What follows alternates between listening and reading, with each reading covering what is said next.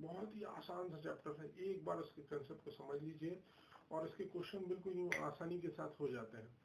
मैं साल भर पढ़ा नहीं पढ़ा टेंशन खत्म करो, अब एक बार इसके कंसेप्ट को समझिए और यहाँ पर देखिए क्वेश्चन कितने आसानी से सॉल्व होते हैं। क्या कहते हैं डिफरेंशियल इक्वेशन। डिफरेंशियल होता क्या है, जैसा कि नाम से ही हमें मालूम चला है, दो टर्म है, एक डिफरेंशियल दूसरा इक्वेशन। तो ऐसी इक्वेशन जिसमें डेरिवेटिव टर्म्स हो मौजूद है हम उसको कहते हैं डिफरेंशियल इक्वेशन। ऐसी इक्वेशन जिस इक्वेशन विच कंटेन्स डेरिवेटिव्स, तो वो क्या कहलाएंगी, डिफरेंशियल इक्वेशन। अब इसमें हम पहला टॉपिक जो समझिएगा है वो है आपका ऑर्डर। कई एग्जांपल लिख देता हूं, देखिए डिफरेंशियल इक्वेशन का, dy by dx plus sin y equal to 0। अब ये ऑर्डर होता क्या है, कैसे समझना ऑर्डर। यहाँ पर डिफरेंशियल इक्वेशन है, यहाँ पर डेरिवेटिव टर्म्स है, किस तरह से ऑर्डर को समझते हैं। तो अभी तक हम ये देखते हैं कि कोई भी डेरिवेटिव टर्म इस तरह से लिखा जाता है, एक ही तरह नहीं होता, वो और भी तरीके से लिखा जा सकता है।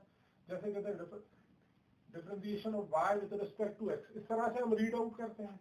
और कैसे लिखते हैं, इसको लिखा जाता है y डैश, और कैसे लिखते हैं y1, और कैसे और लिखा हुआ हमने f dash x function of first, है ना, first derivative of function x, है ना, f ऑफ x। तो इस तरह, तो आप यह देख रहे हैं कि dy by dx को तीन तरीके से लिखा जा सकता है। ये आपका क्या हो जाएगा, यही आपका फर्स्ट ऑर्डर कहलाएगा। इसी तरह देखिए सेकंड ऑर्डर क्या होगा, इसको ही डिफरेंशिएट कर दिया, ये हो जाएगा d2y by dx2, फिर डबल डैश एंड y2 और f double dash of x। इसी तरह थर्ड ऑर्डर देखिए, ये क्या लिख देंगे, d3y by dx3 triple dash y3 triple dash of x। तो इस तरह से ऑर्डर जो है वो लिखा जाता है। तो एक डेरिवेटिव में जो हायर डेरिवेटिव मौजूद होता है, एक इक्वेशन के अंदर जो हायर ऑर्डर डेरिवेटिव मौजूद होता है, जो हाईएस्ट दिया रहता है, वही उसका ऑर्डर कहलाता है। कोई डिफरेंशियल इक्वेशन दी गई है, उसके अंदर जो हायर ऑर्डर का डेरिवेटिव मौजूद है वही उस डिफरेंशियल इक्वेशन का ऑर्डर कहलाता है। अब इसकी क्वेश्चन करने के पहले इसके साथी जो है वो उसको भी समझ लीजिए, दैट इज डिग्री।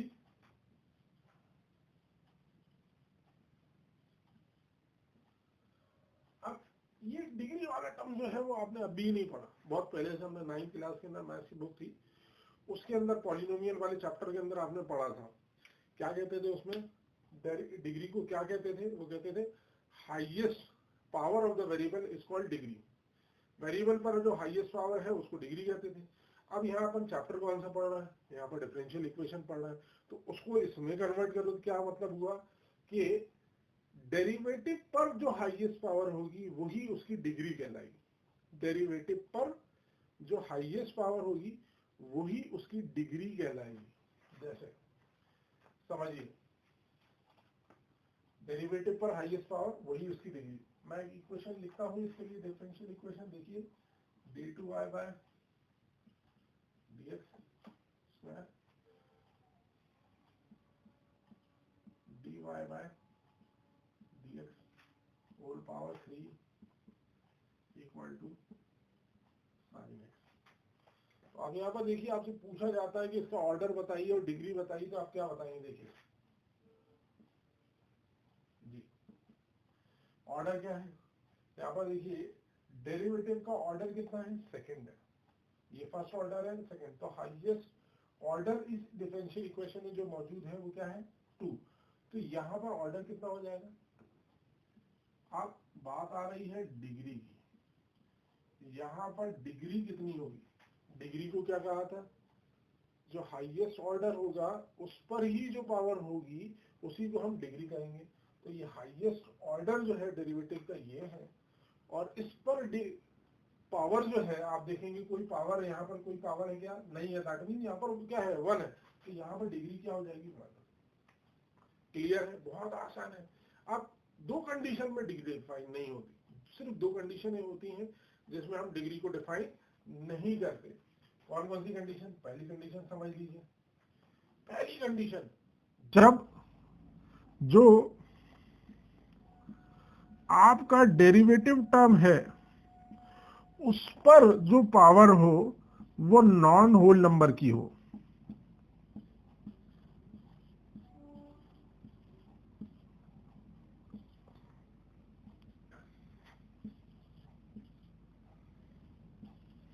ठीक, नॉन होल नंबर की हो।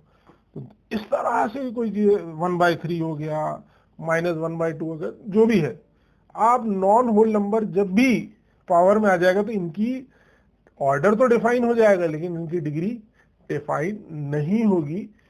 ठीक। दूसरी कंडीशन, डिग्री कब डिफाइन नहीं होगी?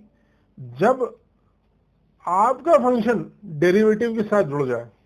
आपका फंक्शन जो है, जो भी दे रहे हैं, वो डेरिवेटिव के साथ जुड़ा हुआ हो। कैसे जुड़ा हुआ? देखिए,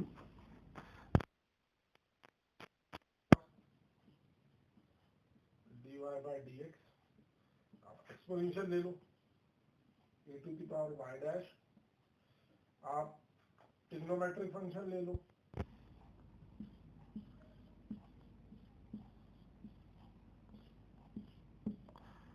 इनवर्स फंक्शन ले लो,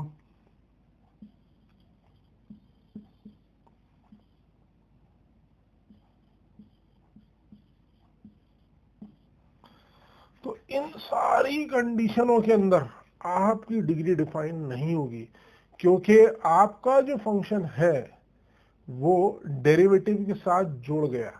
आपका जो फंक्शन है वो डेरिवेटिव के साथ जुड़ गया। तो इन कंडीशनों के अंदर आपकी डिग्री डिफाइन नहीं होगी। Get it? अब इसका एग्जांपल देख लीजिए। अब बहुत आसान से देखिए, यहां पर क्वेश्चन आपसे पूछा जाता है dy/dx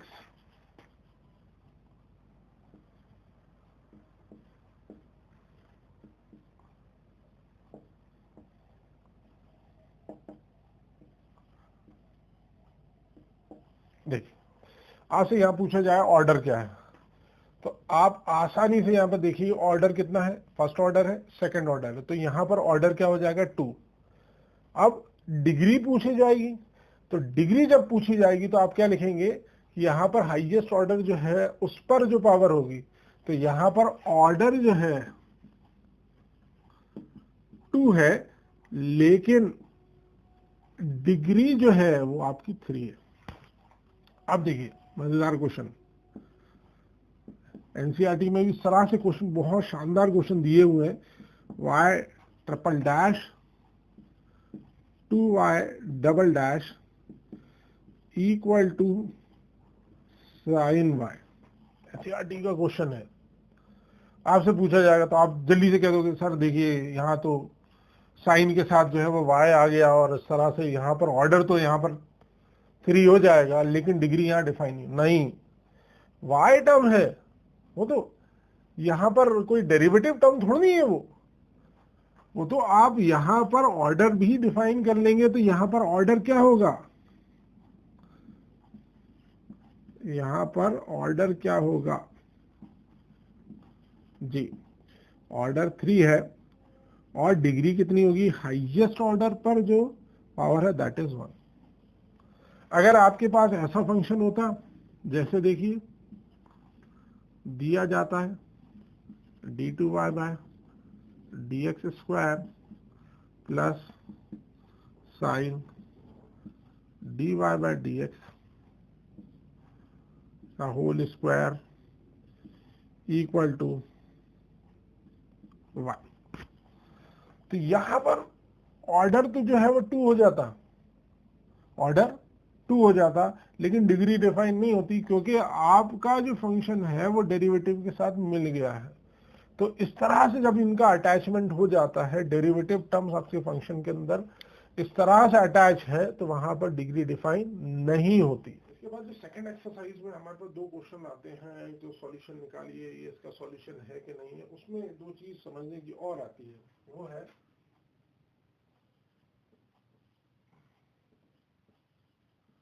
जनरल सॉल्यूशन, और दूसरी चीज है पर्टिकुलर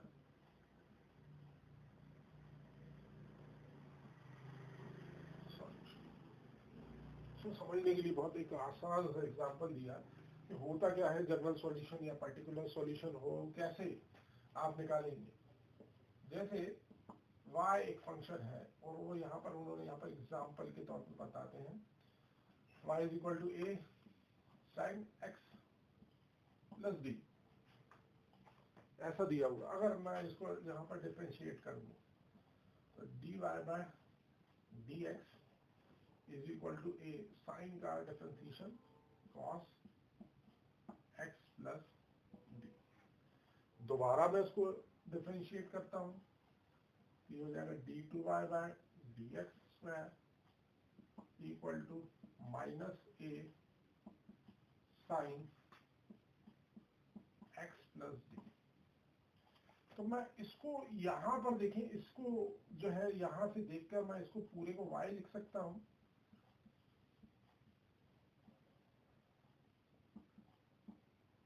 टू माइनस y। अगर मैं इसको शिफ्ट कर दूंगा, ये हो जाएगा d2y by dx square plus y equal to 0।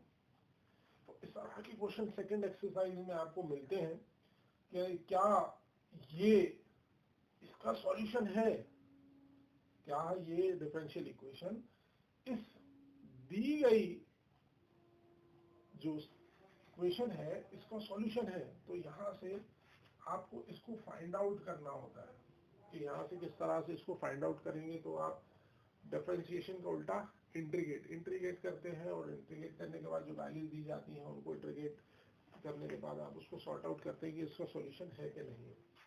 तो आप देखते हैं यहाँ पर जनरल इक्वेशन को समझने के लिए यहाँ पर एक टर्म यूज होता है, दूसरी चीज जो बताते हैं वो है आर्बिट्ररी कांस्टेंट। अब ये आर्बिट्ररी कांस्टेंट होते क्या है?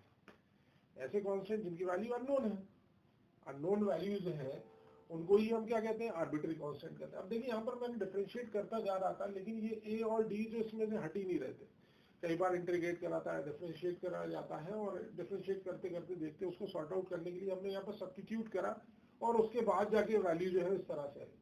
तो आर्बिट्ररी कांस्टेंट जनरली जो है अननोन है, जिनको मालूम करना है। तो जनरल सॉल्यूशन जो भी आता है, जनरल सॉल्यूशन में आर्बिट्ररी कांस्टेंट मिलते हैं। ये जनरल सॉल्यूशन है इस इक्वेशन का जो दी गई है, उसका ये जनरल सॉल्यूशन है।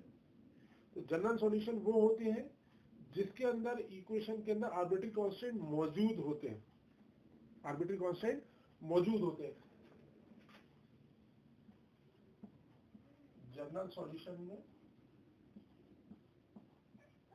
कंटेन आर्बिट्ररी कांस्टेंट उसके अंदर मौजूद होते हैं, और आर्बिट्ररी कांस्टेंट की वैल्यू अननोन है। लेकिन पर्टिकुलर जब सॉल्यूशन की बात करी जाती है, पर्टिकुलर सॉल्यूशन जैसा बोला जाए पर्टिकुलर, तो वहां पर नो पर्टिकुलर सॉल्यूशन की जब बात करी जाती है तो वहां पर जो भी आंसर आया है वहां पर वो वैल्यू जो है वो फिक्स होती है। जैसे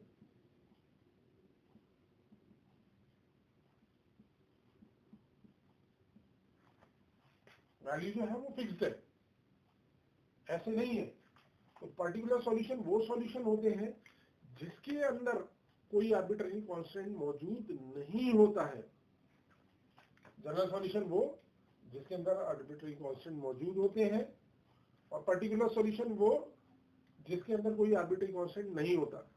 अब आपसे जनरल क्वेश्चन ये पूछ लिया जाता है कि आपके पास एक जनरल इक्वेशन है जिसके अंदर जिसका ऑर्डर 4 है, जिसका ऑर्डर फॉर एग्जांपल 2 4 है, उसके अंदर कितने आर्बिट्ररी कांस्टेंट होंगे? फिर से क्वेश्चन समझिए।